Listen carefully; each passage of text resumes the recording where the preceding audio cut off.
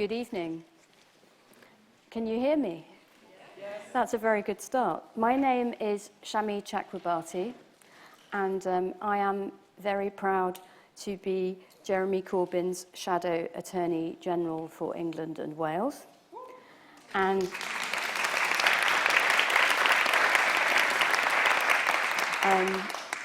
just as proud and delighted to welcome you here tonight for this incredibly special and even poignant event. And in particular, to welcome back, if I can put it like that, or perhaps to welcome for the first time to this country our very, very special guests, David Miranda and Glenn Greenwald.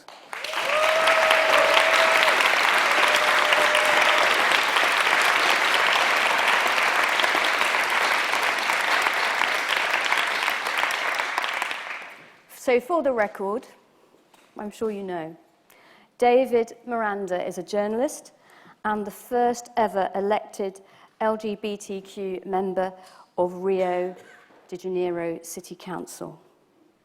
He was infamously detained at Heathrow Airport in 2013 under, it says here controversial, under outrageous anti-terror legislation, a move that many commentators agreed was intended to intimidate the outspoken critics of the NSA and, I'm sorry to say, our own GCHQ. However, his groundbreaking litigation led to a declaration of incompatibility under our Human Rights Act. So his suffering was not in vain, but I'm still very sorry. One for democracy. One for democracy and the rule of law, which I think we will be discussing in due course. Glenn Greenwald is the Pulitzer Prize-winning journalist who worked with Edward Snowden to uncover secret global surveillance programs undertaken by the United States and the United Kingdom authorities. His work with Edward Snowden was portrayed in the Oscar-winning documentary Citizen4, and he was immortalized in Oliver Stone's film Snowden by the actor Zachary Quinto. Please welcome them with all your hearts once more.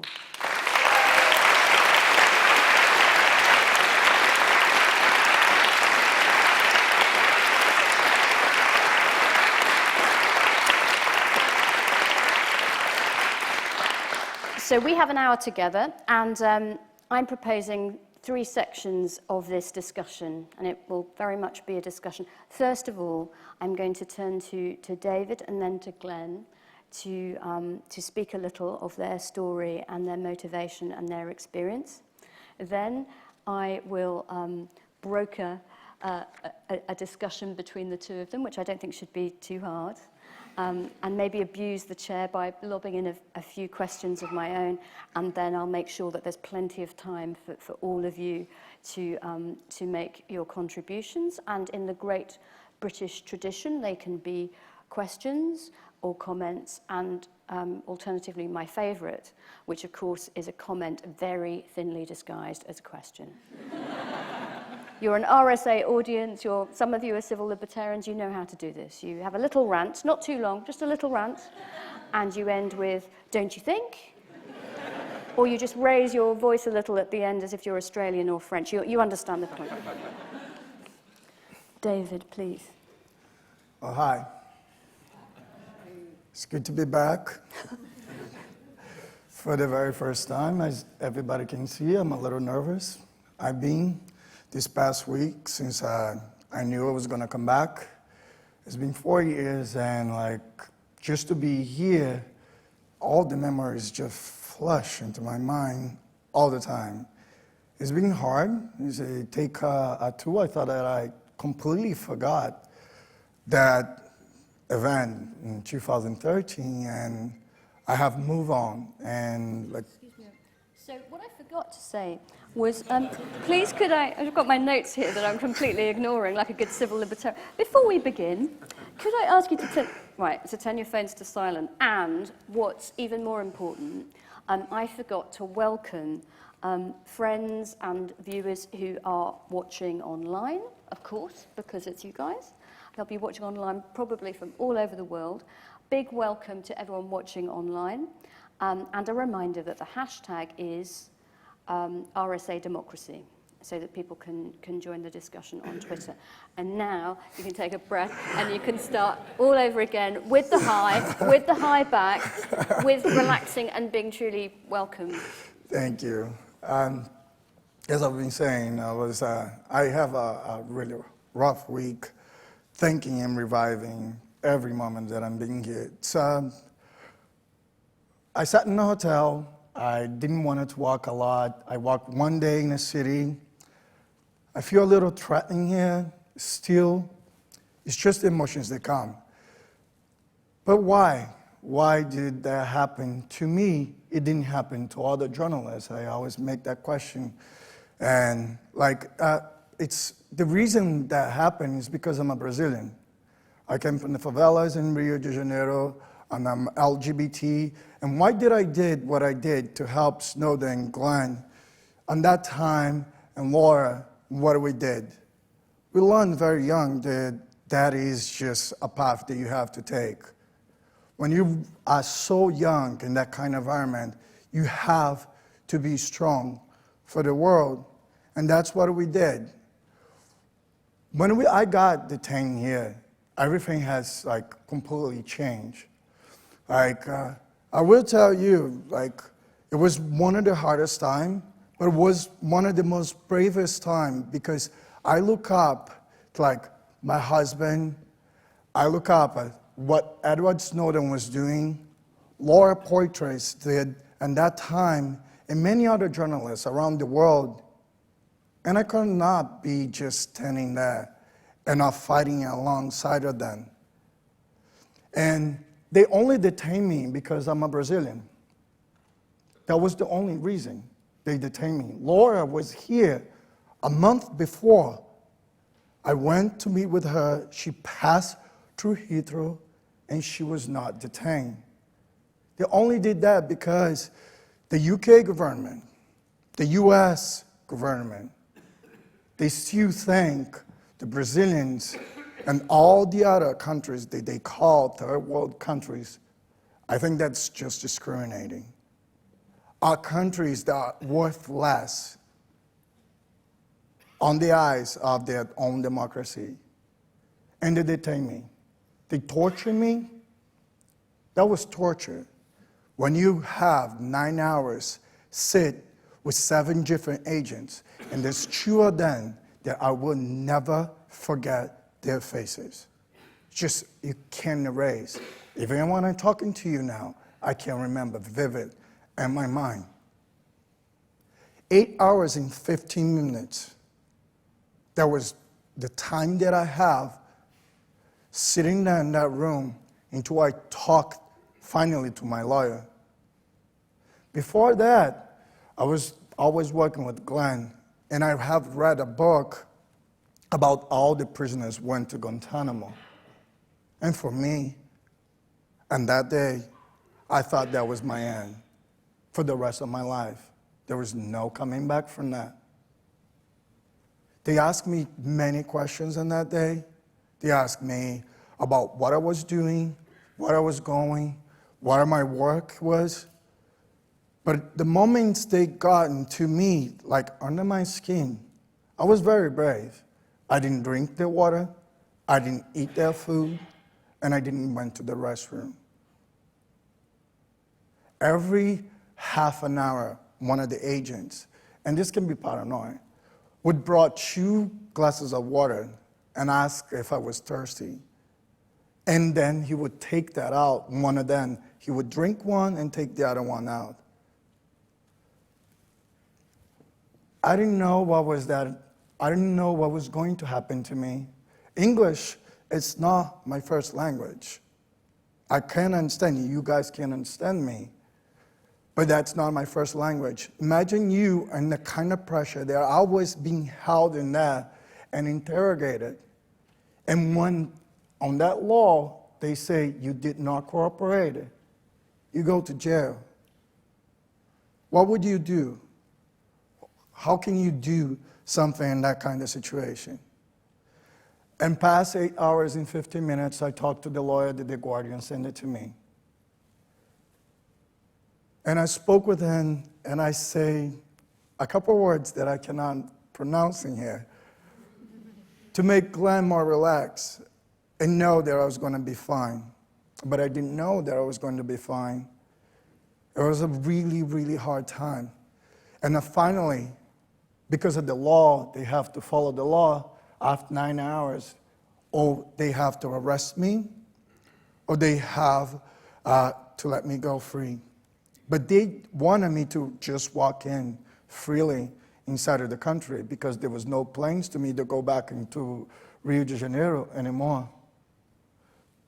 And when I was inside of that big place in Heathrow where they wanted to stamp my passport to get inside of the country, I started screaming on the top of my lungs, saying that I wanted to see my lawyers, saying that I wanted to see the ambassador, that they cannot help me there.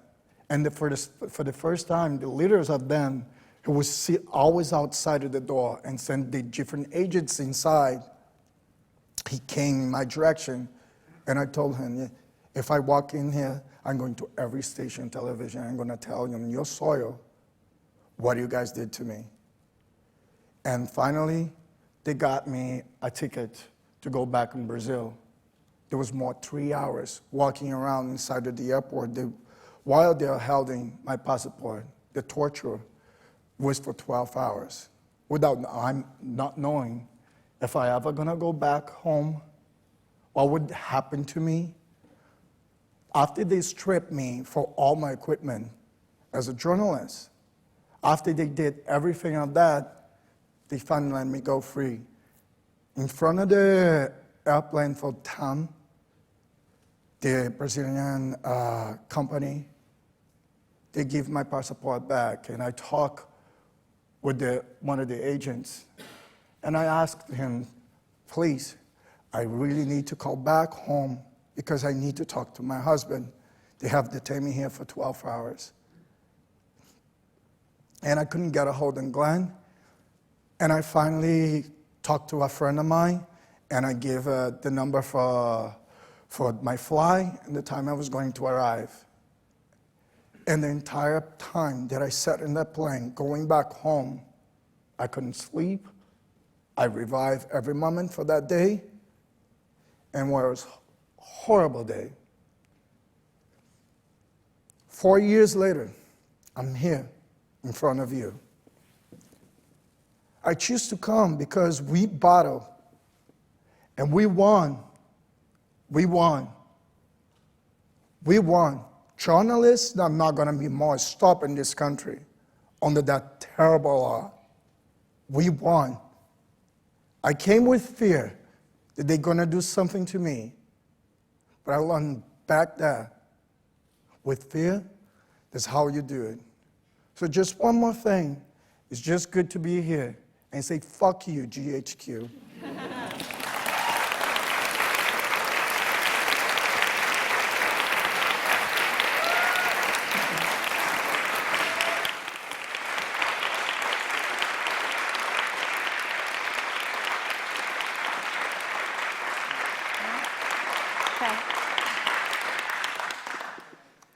So it's really amazing because I was listening to that as rapt as you were, in part because at the time that this happened, we were so focused on the work that we were doing. And also it was kind of necessary to take on this bravado. We wanted to make sure that the UK government and that all other governments did not for 1 second think that what they did in this case would work. The design, of course, was to make us very deterred and very scared and very intimidated about the work that we were doing by exploiting the fact that David was the most vulnerable among us. And so from the very beginning, none of us, but particularly David, allowed himself to process any of the emotions and the trauma that comes from being in a country that you've never been to, that has a long record of disregarding and abusing people's human rights if they're from certain countries that they believe make them vulnerable. And it was only in, I think, the last couple of months when we were really committed to coming back here did David, for the first time, allow himself to start to confront what that trauma was really like. And he hasn't spoken much about it. And so to have listened to that, for me, was extremely powerful. And I guess one of the things that I was just thinking about, it's kind of amusing in its own way, is David and I used to be one of those couples where my work was very political and his wasn't. And we would go out to dinner where we would have a dinner obligation with various journalists and political people, and David would say, "Oh, I don't want to go. You're just going to talk about politics the whole night. I can't handle it." And so when this happened, he kind of got forced into the public spotlight and was compelled, really against his own will, to become kind of a spokesperson for these human rights issues, for the rights of journalists not to be harassed by the government. And so for a long time, I used to be kind of deferential to the fact that he was new to it, that he wasn't particularly comfortable, and I would always say, you know what, you should go first, because I don't want you to have to follow my act, because I'm much more adept and experienced at speaking. And now I realize just what a poor decision that is for me, that I now have to follow him. Because thanks to the UK government, I don't think they realized at the time, but not only did they radicalize a lot of people, including David, but they really politicized him. I think there's nothing like going through that experience where you realize that you can be subject to oppression, not in an abstract way, but in a way that genuinely feels threatening to you, where you think that you're working on journalism and are being told by one of the most powerful governments on the planet that you're being detained under a law of terrorism. And so not only did that politicize him, but it actually launched what became first his career as an activist and now as an elected politician in Rio. So I don't think we ever thought that we would have something to thank the UK government for, but in fact we do. So I just want to share one, sort of thing that I was remembering for the last couple of days as we came here. I remember that there was I remember I had this exchange with this extremely hostile and vituperative interviewer, British interviewer. I don't remember which one it was because there were so many of them and they all kind of blended together. But I do remember the exchange, and it came back to me for the first time in a long time after I came here this week. And I remember it because I regretted it a little bit. But basically, during the interview, she was kind of taunting me about the fact that I wasn't able to leave Brazil and I wasn't able to freely travel, as kind of what she thought was a refutation to my defense of the journalism she was doing. She was essentially saying, well, you think that it's just journalism, you say that it's justified, and yet you can't even leave Brazil because of fear that you'll be arrested. And my response to her was, well, actually, I'm going to leave Brazil very shortly. I actually have a trip planned to the US. I'm going to go first to Germany and to a couple other places in Europe. So actually, you're mistaken. I'm not trapped in Brazil. I'm actually now able to travel freely. And she said, oh, okay, well, that may be, but you can't come to the UK. I'm certain that you know that if you came to the UK, you would have serious legal problems. And in response, I said, with what I tried to make a good-natured tone, but I think it came off a little bitter, I said something like, well, I don't really regard an inability to travel to the UK as one of the world's gravest punishments. And at the time, I kind of meant it for reasons I'll talk about in a second. But after I came here, I realized that I really didn't mean it. I had traveled to London very many times before all of that. I regard London as one of the world's greatest cities. And more importantly, it was really a serious impediment to our ability to do the reporting that we wanted to do here in the UK, because our strategy had been that when we reported on surveillance abuses around the world and what the NSA was doing to various countries, we would partner with news organizations in those countries, and I would then travel there to highlight the stories, to augment the publicity, to participate in the debate that was resulting from the journalism.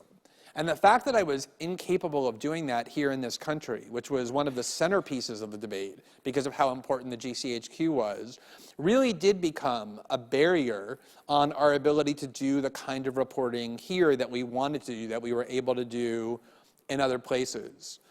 And even beyond that, over the last couple of years, I really do think that what has happened here in the UK in terms of your political debates and the political movements that, and the political dynamic here have become not only one of the most interesting and important in the world in terms of the work that I do and that a lot of other activists and journalists around the world do, but also actually one of the most inspiring.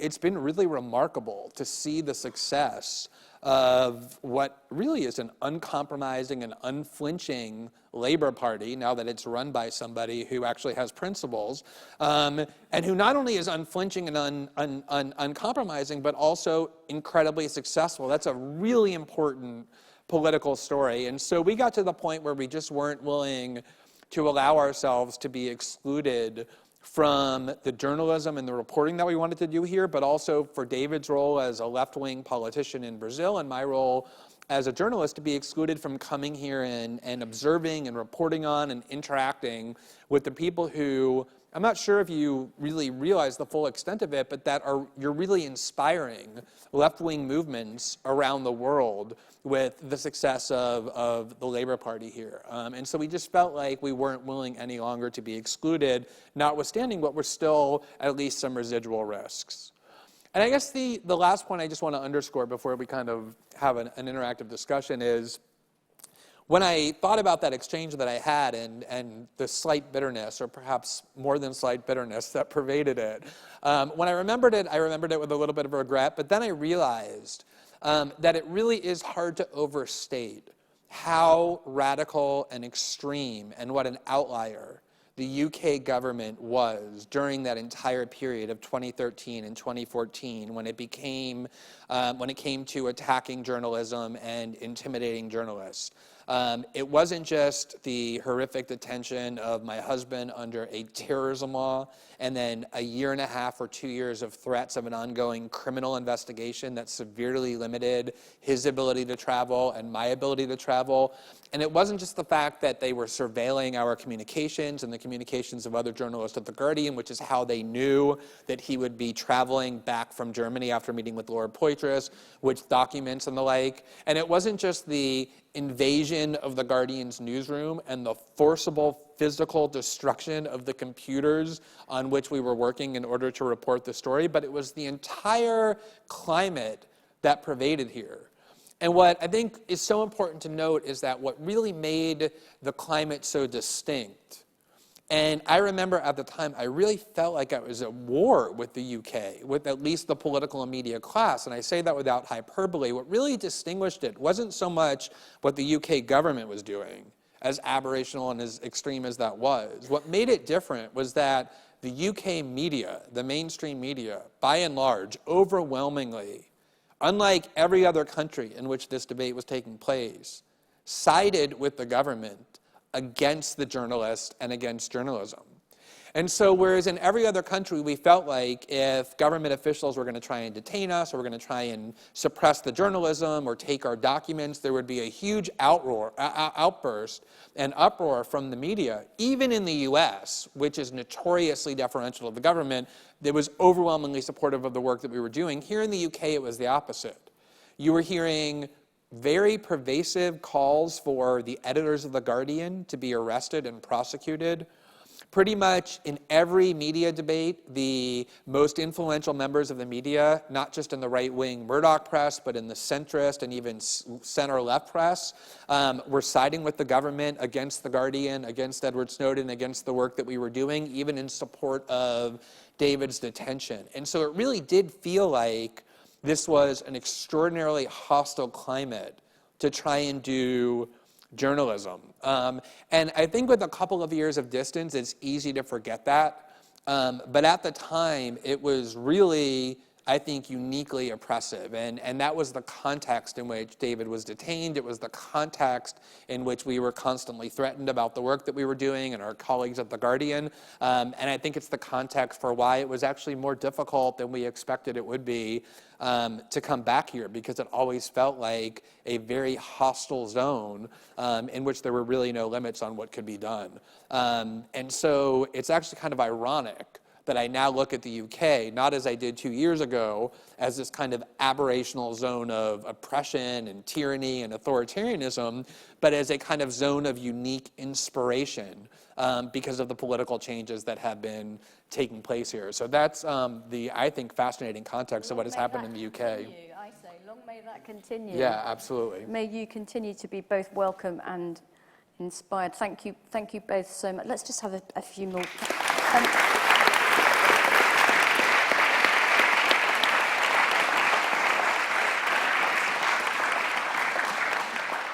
May I briefly take you one step further back? Because I've heard about this ordeal from both of you, different perspectives. Incredible trauma, incredible ordeal. Hostility, hostile climate, etc., isolation, abuse. But what about the original story? What about what got you involved in the whole Snowden revelation to begin with? What about the justification offered by security agencies on both sides of the Atlantic? You know, nothing to hide, nothing to fear, blanket surveillance.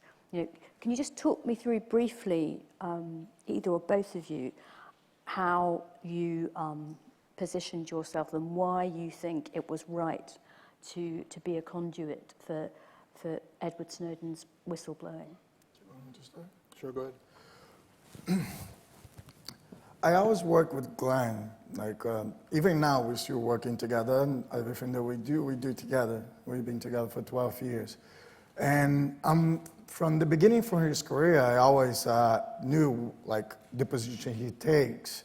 He used to be a lawyer for civil rights, and he always give his speeches about civil rights and write about civil rights in the U.S. And privacy is one of primary civil rights. So when we got into the time, should I get into the point that, like, oh my God. When we got to the time that we knew, like, Snowden was real, the real deal, we sat down for, like, almost 5 hours to talk. I'm gonna give you totally the background of, like, everything that happened, okay? We sat down for, like, 5 hours to talk about, like, the outcome and what are we gonna do about that and the entire situation. If you guys could sit there on my place and see his eyes shining, because he knew how important that was on that time for what were the changes we're going to make in the world. And we have made a lot of change. Maybe the GCHQ is still standing there, the NSA, but we know there's changes. Your phones, the technologies, now there's tons of changes. But in that time, we really thought that we're going to have that change for the democracy.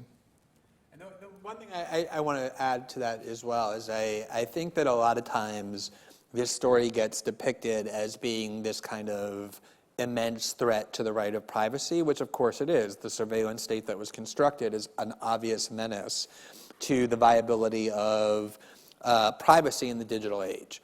And that obviously is an important part of the story, but to me that was never the most important part of the story. And I remember when I read through the Snowden archive for the first time and talked to Snowden about what he wanted to reveal and how to reveal it for the first time, what struck me the most was not that there was this grave threat to the right of privacy, but that there was this grave threat to democracy itself. And the reason I say that is because I think a lot of people, probably most people, agree that the internet is probably the single most important innovation, certainly of our generation, and arguably in the last 4 or 5 decades, if not longer.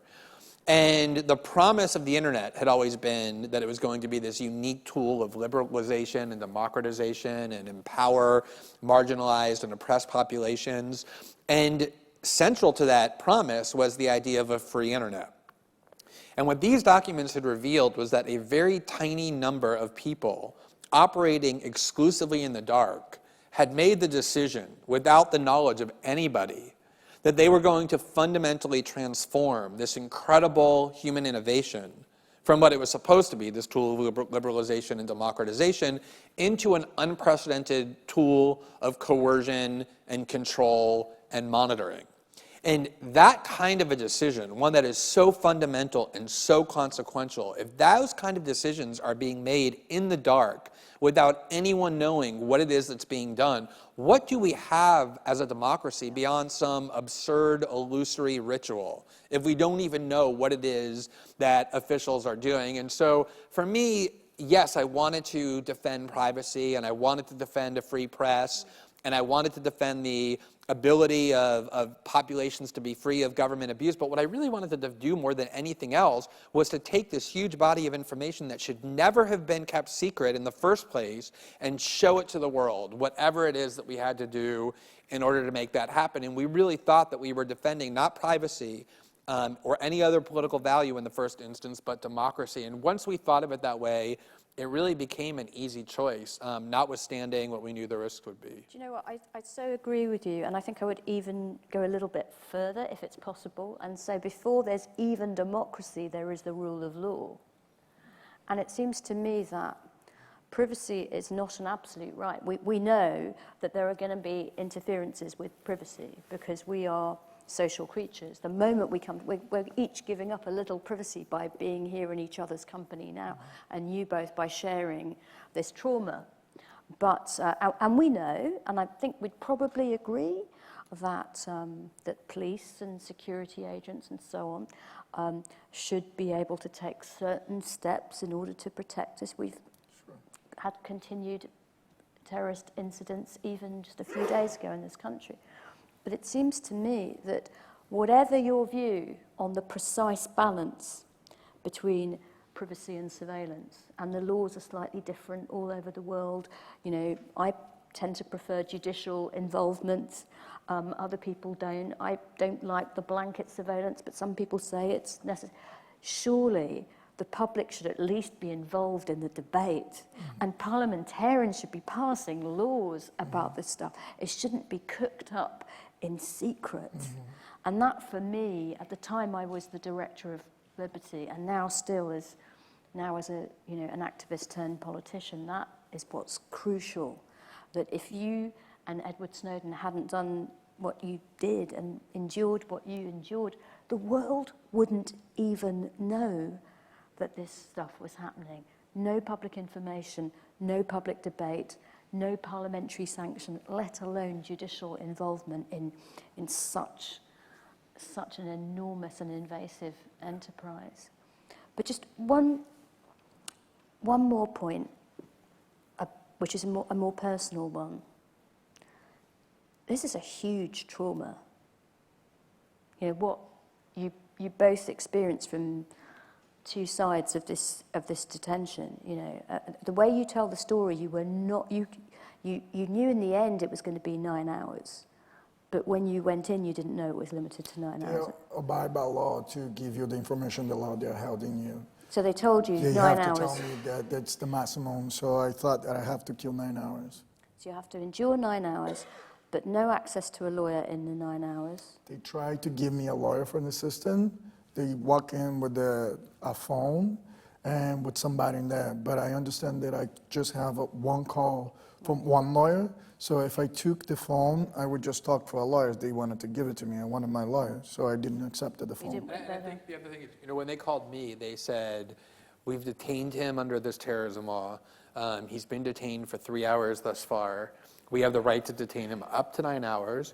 At the end of 9 hours, we can then go to a judge and essentially tell the judge that we're detaining him indefinitely. And the entire time when David was there, they were threatening him to do exactly that. If you don't answer this question, if you don't tell us this information to our satisfaction, you're going to be arrested and you're going to go from detention to an actual jail.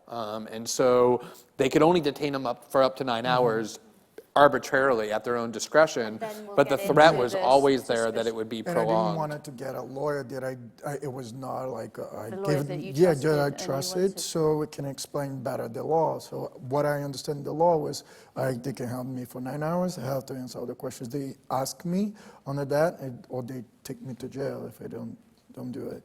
And you'll all appreciate, in case you don't, that one of the problems with Schedule 7, which is why it was impugned by our Court of Appeal, is it's an arbitrary power. It's not triggered by reasonable suspicion or suspicion. It is just an arbitrary power to detain people arriving at the airport. And just to add, I think one important point, David had an important victory in the sense that the court ruled that this can no longer be used against journalists. But this law is still being used very abusively against a huge number of people who aren't journalists. Again, most people who are from the most marginalized populations, Muslims who come to the UK, activists who work on issues in defense of Muslim civil liberties. Those people continue to be as vulnerable and as frightened by and as intimidated by this law as they ever were. And you've each spoken about, the political reasons and the solidarity and why you thought it was a better climate to come back now. But what about just coping with that nightmare? What about just well, you must have had forgive me, a kind of post-traumatic stress. I did, but at that time, we have way more important things to do. So from my detention into December, I lost 5 kilos in total. But we have to work with more than 40 countries they are working at a time, and there was journalists coming every day from different countries. We have a mission, we have an obligation with Snowden, and we have the obligation with the countries there we have to put the information to. So there was no time to just process anything. There was just time to work and to show the world what was actually happening. So that's what we did. But that's why it was difficult to come back now. Because everything was buried. But finally, before I open it up, because I really want to open it up for the last 20 minutes, when you're being told by the authorities of two, one little power and one superpower, one former empire and one now probably former empire, but, that you are enemies of the state and you are putting lives at risk and you're carrying data that would reveal the identities of agents, etc., etc. I mean, what does that feel like? Did you ever have a moment's doubt when there's great big chorus of disapproval that you describe? Did you ever have a moment's doubt? Yeah, I mean, I think one of the difficulties was that, we talked early on with Snowden about his bravery and think about what it is that he did, which is he gave us this information and he had the option to do so and then hide behind anonymity and hope that he never got caught. And from the beginning, he made the decision that he didn't want to do that he actually wanted to come and publicly identify himself and say, yes, I'm the person who did it, and I believe that what I did was right, and here's why I did it. And he knew, and we all knew, that there was a very high likelihood that by doing that, he was going to spend the rest of his life in an American maximum security prison, in a tiny little cage, 23 and a half hours a day, in a horrible American prison. And so when you see somebody like that being willing so courageously to pursue their act of conscience, it really is true that it becomes contagious. Yeah. And so having seen him do that, we felt like we had to follow in his footsteps. And yet it is, I will confess, 4 years later, because again, at the time we were trying to show this bravado, that we're going to publish defiantly, and we did. But there was a psychological toll from knowing that the most powerful governments in the world do regard you as an actual threat. They're constantly threatening to arrest you the minute that you leave the country that you're currently located in. Their argument is, and probably in some quarters remains, you have made us less safe because you didn't let us do blanket surveillance in secret, and now there have to be discussions and it's against debates. the law in the UK to publish top secret documents. It's against the law in the United States to do it as well. There is a freedom of the press guarantee in the US that makes it a little more difficult for the US government to pursue that than it does the UK. But what we were doing is actually against the law in a lot of countries around the world. And they took it very seriously. I mean, you do not go around the world publishing the most sensitive documents from the most secretive agencies of the most powerful government without there being a cost. But, I don't want to dramatize our case too much because there are just the nature of doing activism, the nature of doing journalism against powerful and oppressive forces is that those risks automatically emerge. That's the nature of what it means to be powerful. Yourself. And But there's you thousands never of thought people- you were making the world less safe. You No, never bought we this thought argument. exactly the opposite. To this day, we never have had the slightest doubt that anything that we've done has made the world less safe. We believe that we've strengthened Yep. the pillars of democracy and the ability of people to hold in check government abuse. And that government abuse is itself dangerous. And so by providing safeguards, we believe we've made the populations of those countries far safer. That seems like a moment to broaden the discussion. We have a couple of mics, I think. Has Kate got a mic? And Kate's got a mic, and is that Alex? Or no, that's somebody else who shall remain unnamed. But we have two mics. Who would like to say something, ask something? I've got a few hands. Let's start over here, and then I'll move across, I promise. And maybe we'll take groups of comments so that we can get more in. So we'll start on this side. I'm going to need a pen. Naomi Colvin from the Courage Foundation. First of all, thank you so much for making the trip over. I'm pleasantly surprised and really thrilled to see you both here. On Monday, Mohammed Rabbani of the campaign group CAGE, who campaigned for the victims of the war on terror, will be in court on trial for a Schedule 7 related charge because he didn't unlock his phone on request. He didn't absolutely refuse. He offered to broker this later via his lawyers, but this was refused. I was wondering that, as a journalist and as an elected politician, and both with first-hand knowledge of Schedule 7, you could comment on the dangers of suspicionless, obliged phone unlocking at borders. Thank you. And then let's do perhaps two more on this side, and then we will get some responses, and then we'll move across the room. Hello there, Stefan Simanowicz from Amnesty International. It seems there's been a profound shift in attitude from governments being there to provide security for people so they can enjoy their rights, to people's rights being restricted so people can enjoy security. That's that shift that's happened. And on Monday or Tuesday, France is going to vote to set in chain new legislation which will permanently embed the emergency laws and state of emergency laws into national law. So there's a shift that's happening across Europe, and I'm just wondering what we can do to stop it, because it seems like we're losing the battle a little bit. Thank you. And then one more, perhaps. Thank you. My name is Roy. I'm an actor and playwright. Thank you, David, for coming and sharing your story, and Glenn, for your work. Simple question. Peter Sunder, one of the founders of the Pirate Bay, recently said at a hacktivism conference, "It's too late. We've lost the internet." I'd like you to comment on that. So those were three corkers, if I may say so. Nice and succinct. Okay, 3 is good enough. So phone unlocking, the shift across Europe, and is it too late to save the internet? I was about, one day they told me, they got my phone, my computer, even my PS Vita. Jesus Christ. And they got it, and 2 days later, I was with Glenn and Jeremy Scahill. He went to Rio. We have a couple works that we're going to do, and I was sitting outside. I asked my lawyer, I have to unlock my phone from the den. So I just pop up on Skype on Glenn's computer. Do you know how invasive that is? Do you know, they got into my phone, read all my messages with my husband, saw all my pictures, read all my history, because that law just gives you the opportunity of doing that. That's really inside your privacy.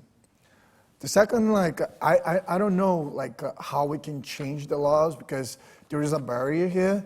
When you have somebody suspect of doing something, you have to go to a court and just ask the judge and go to a process with that. I believe that is the procedure they maybe have to be taken. Maybe we have changed the privacy policies a little bit, but like you just say, maybe we lost the internet. Yes, there's 2 huge companies that we are not paying attention. There's Google and Facebook. what are they doing, how much data they are collecting. We're giving that to them willingly. We still have to think about this debate, but the debate is going to be, and at some point, like Facebook actually can change elections if they change the algorithm. Like, we still have major decisions that we have to have towards that debate. And I mean, these three questions are all great, actually, and they're very related.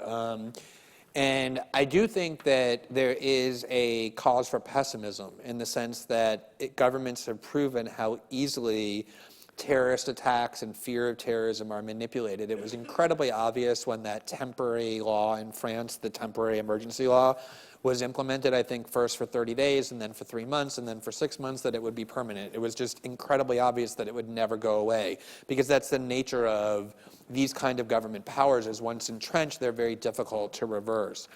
But one of the things that, and we were talking about this earlier, I was talking about this with Shami earlier, that I thought was so incredibly significant, is I do think there's a lot of assumption about what our fellow citizens think, especially ones who tend not to be as politically engaged, that sometimes has an unwarranted amount of pessimism tinged with a little bit of condescension about what it is that they're capable of understanding and how easily they're manipulated. And I remember so distinctly that during the British elections, when you had the 2 successive terrorist attacks, everyone in the U.S. thought that Corbyn would immediately abandon everything he had always been saying about the link between aggressive British foreign policy and how it provokes terrorist attacks, and would read from the kind of standard script of militarism and the need to crack down on terrorists and engage in greater security, because that's what all U.S. politicians do.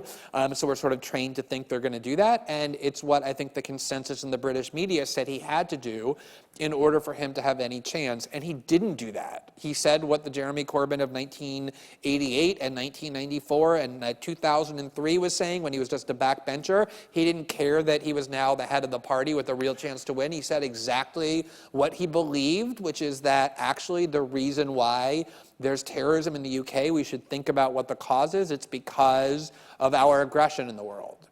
And as you all know, rather than having his election chances collapse instantly in a heap of ash, he had incredible success. And this is what I was saying before about why I'm so excited to be here and why I think British politics has become so important, because it demonstrates that there is a way, there is a path to have the kind of discourse that prevents security concerns from being manipulated into the permanent erosion of liberty. I think you're right. There's real cause for worrying about whether there can be a free internet any longer. But I think there's a lot of trends that suggest that that debate is still very much unfolding.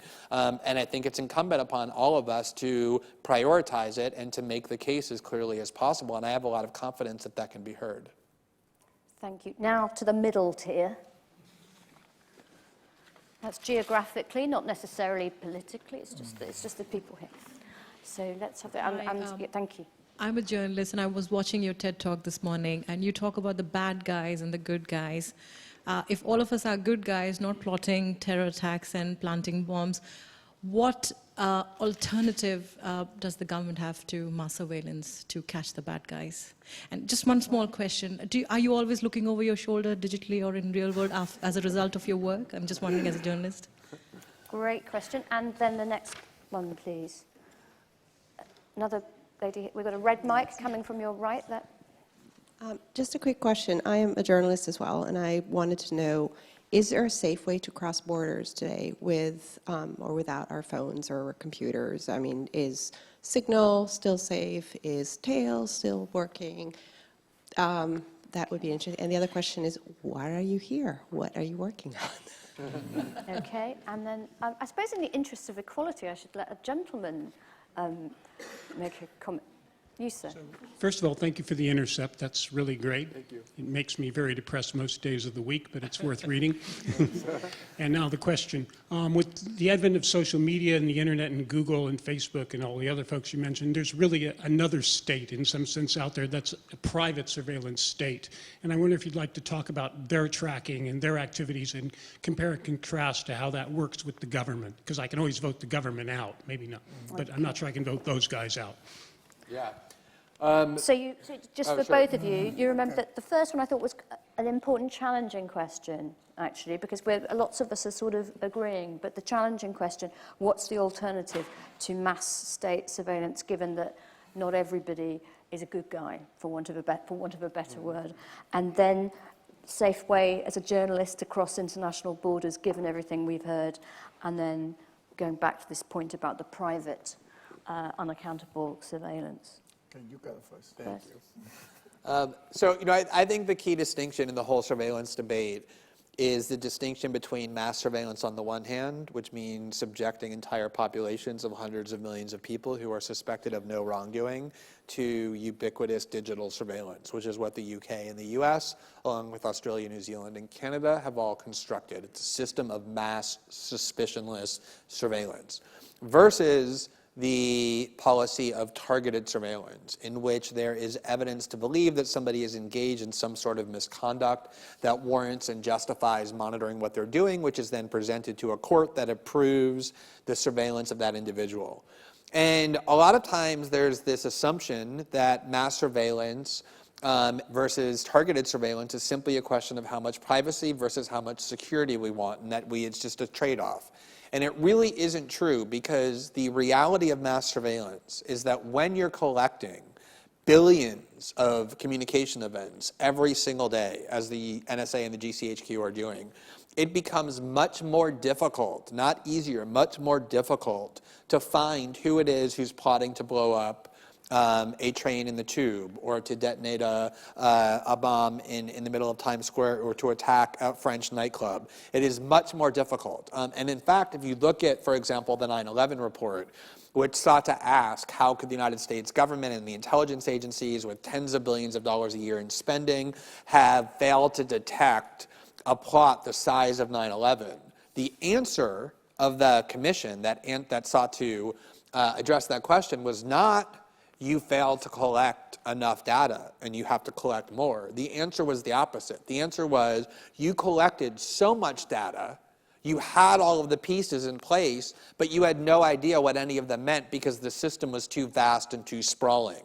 And the solution that they decided they were going to embark on in the wake of that report was not to concentrate more on the people who ought to be under a surveillance microscope, but instead to just collect more and more. In fact, they adopted the motto at the NSA of collect it all. That's really their institutional aspiration. And so I think it's a really critical point, is had there just been targeted surveillance against people where there's good reason to believe they're a terror threat, there never would have been an Edward Snowden, there never would have been a leak, there never would have been a global debate. The reason there was is because it's entire populations that are being monitored and surveilled in a way that not only abridges privacy and poses a direct threat to almost every civic freedom, but that actually makes it much more difficult to detect terror plots. And that, I think, underscores the key point that terrorism is the pretext for this system. It's the excuse they give about why they need it. It's not the actual cause. And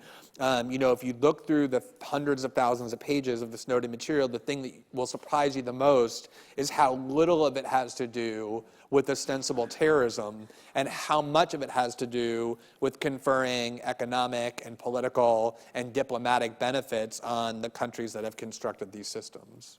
And the safe way to cross borders and the private surveillance empires?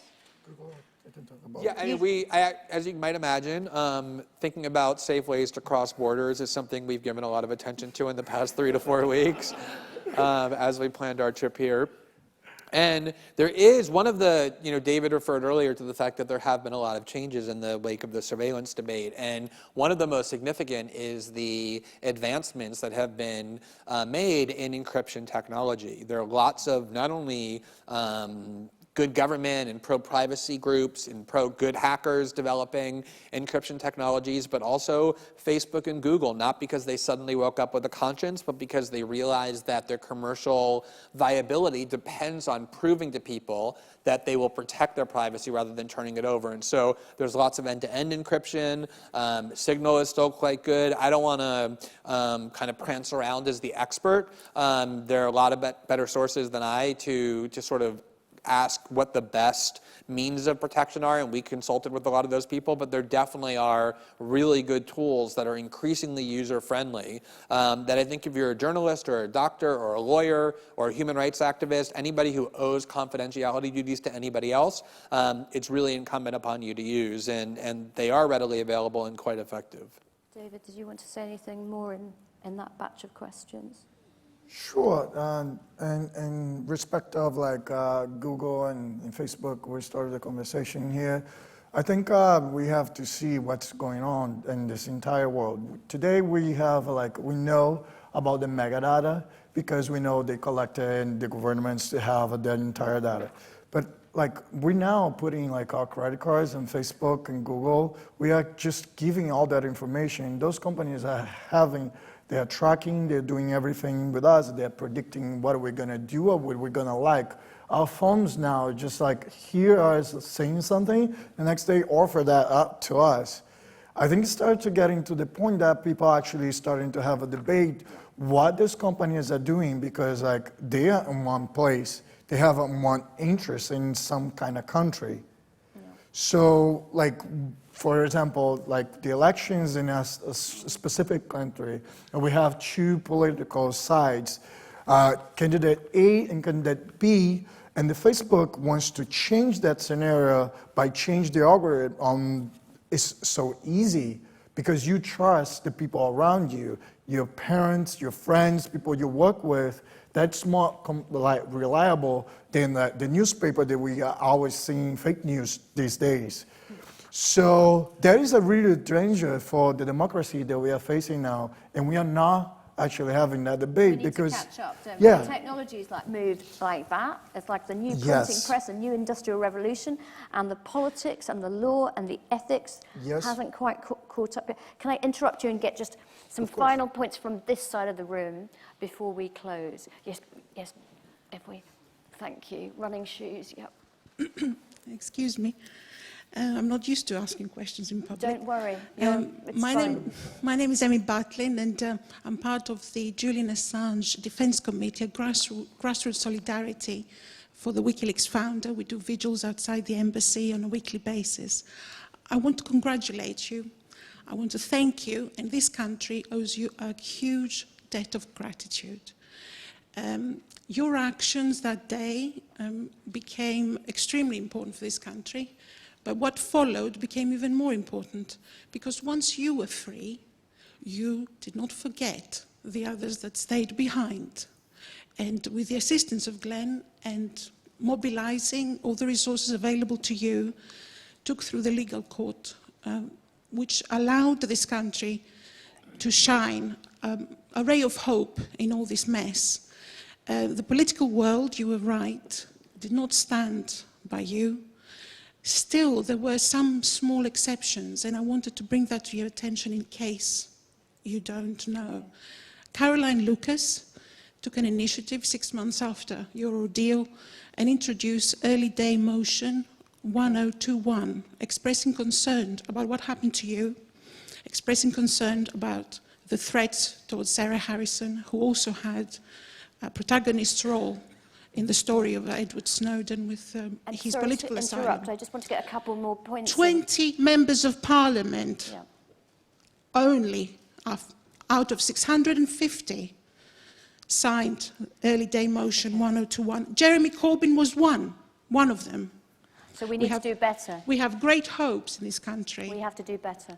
Have to do better. Thank you. And I've got a question for Glenn Greenwald. Okay, you will forgive me because this is important. You are absolutely right and I agree with you. Democracy is what we're here for, which is an invaluable gift that we give to ourselves as civil society. The Intercept has published a story about the Athens affair. about NSA interceptions in Greece in 2004. They used, as you rightly said, terrorism as the excuse to get in there, get the government's agreement to survey the Greek population, claiming to protect it and protect the athletes for the Olympic Games of 2004. Okay. This week, the Greek prosecutors are using part of your information, part of the information that WikiLeaks published, to prosecute the CIA agent responsible for the wiretapping. And we are very grateful to Edward Snowden for giving us this information. And I beseech you, if there's any more material in the Snowden archive that can assist the Greek prosecutors in pursuing this case in court, it's of extremely significance in Greek democracy, because the surveillance led to an assassination plan towards the Greek Prime Minister Kostas Karamanlis. So I beseech you. Madam, thank you so much for those contributions. I don't mean to be harsh, but I want to get 2 more points from that side of the room before I ask colleagues to close. Yes. Hi, slightly shorter question, hopefully. I'd love to get your views on the Russia connection to both Trump and Snowden. Very succinct. I knew that was coming. That was good. Needs to be said. And one more from this side of the room. Yes. It's a very feminist audience. This is great. Thank you very much. I just was wondering, what can we do, I'm from America, to change the laws and to bring these things to light? That's all. Lovely. Lovely final open question to allow these men to really make their final summations. Okay, you start. Okay. He wants the last word. Yeah, and exactly. you know what? You've earned it, my friend. The first one and then the last one. He's become very shrewd operator, right? So I'll start with the question about the connections between Russia on the one hand, and I guess Trump and Snowden on the other, which is an odd pairing, I think. I think it's not difficult to answer that question because I think that in order to posit any kind of connection, we ought to have evidence for those connections. There's certainly some evidence, I guess, that the Russian government, at least some parts of it, had an interest in the election of Donald Trump. But I think it's far from clear what it is that they did in order to make that happen, how extreme it was, how unusual it was. There's an investigation currently taking place. We occasionally get anonymous leaks about that investigation, but none of the actual evidence to substantiate any of those claims has yet been publicly available. And so I would hope that the lesson that your country and mine have learned from things like the war in Iraq is that we shouldn't take official claims at face value. We should demand that there be actual evidence presented for them before we believe that they're actually true. As far as the link between the Russians and Edward Snowden is concerned, I don't know of any such links other than the fact that Edward Snowden currently resides in the country of Russia. There are people who have asserted with innuendo and other kinds of accusatory speculation that there has been some kind of a connection between those two or a deal made by them. I've always found that rather laughable. What I can tell you for certain is that when we were in Hong Kong, Edward Snowden was willing to go to the jail for the rest of his life in order to undermine and expose a system of digital surveillance that he believed endangered what was to him one of the most important human innovations in his life and in all of ours, which was the internet. And so the idea that he would then turn around and help the Russian government in some way by giving them information in order to avoid what he already committed to being his destiny, which was going to prison, has always been extremely irrational to me. And at the very least, I think that it's incumbent upon anyone who wants to accuse or imply or suggest that somebody is in cahoots with the Russian government, that they ought to be able to present evidence for that accusation before that suggestion is taken seriously. So that's my view on that. The other question, did you want to address? Okay. How we can change the law. That is actually the question makes me come here. Why do I become a politician? I become a politician because not only shining the lights what is doing wrong by those who govern our countries and make the laws by us, it's enough. We have to take those seats and make the law for our own hands. But it's not just like getting somebody to be there. We got to create a strong movement around the democracy, because all fights are connecting together. We can actually perceive that what's happening with Bernie, that's what happening here with Corbyn. That's exactly the movement that we have to create around the globe, that it makes actually us change the law. I'm able to do that now, but I create a movement around me that is not me that is there. Like, it's people talking not about when it's happening the election. It's when like every problem that we have in our society, we have to be strengthening, talking, and fixing it together. But when you get into the election, we know what we ask, we know who we're gonna put there to change the laws that we wanted to make as society, not just to pick somebody that has an agenda because we like them, because they're nice, because we created that agenda. That's how we should make and create this, and that's how we change the laws, the demands that we are ours created. Thank you. And just one last thing. There was one thing that I just wanted to say is John Charles de Menezes, who got killed here in 2005, he lives.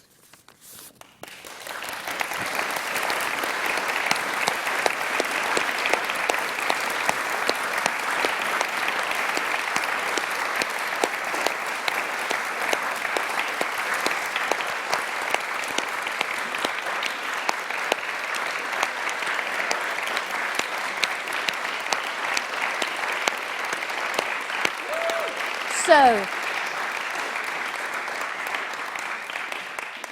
you heard it, friends. Rights, freedoms, democracy, hard won, and even harder defended. Great journalists, Woodward and Bernstein, in their moment.